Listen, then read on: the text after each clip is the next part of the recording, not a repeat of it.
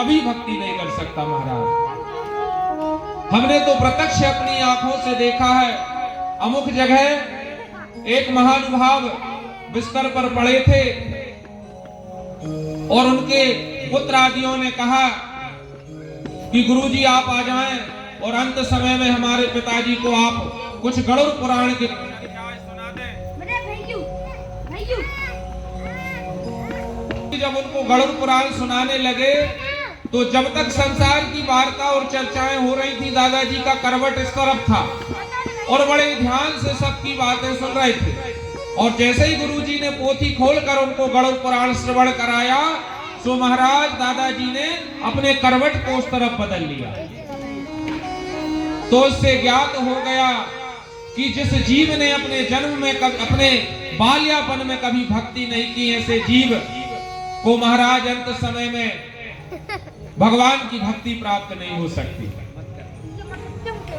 तो तीसरा प्रश्न यहाँ शौनकादिक ऋषियों ने कहा कि महाराज अब आप ही हमें बताइए कि इन जीवों का कल्याण कैसे होगा।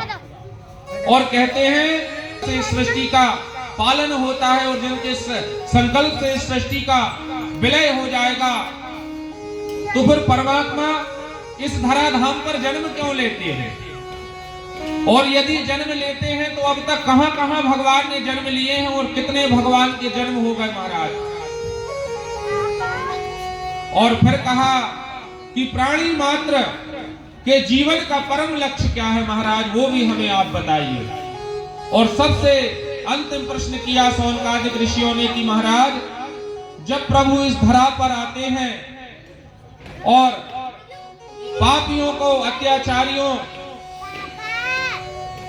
को भगवान नष्ट कर देते हैं और पुनः धर्म की स्थापना कर जब भगवान अपने लोक को चले जाते हैं तो वह जो धर्म है अंत में वह किसकी शरण में जाता है महाराज। इस प्रकार 6 प्रश्नों में यह पूरी भागवत कथा, श्रीमद् भागवत कथा सुखदेव जी महाराज ने राजा परीक्षित को सुना दी। तो कहते हैं महाराज कि यह कि जय जय कृष्ण कथा, जय श्री कृष्ण कथा, जय जय कृष्ण कथा, जय श्री कृष्ण कथा।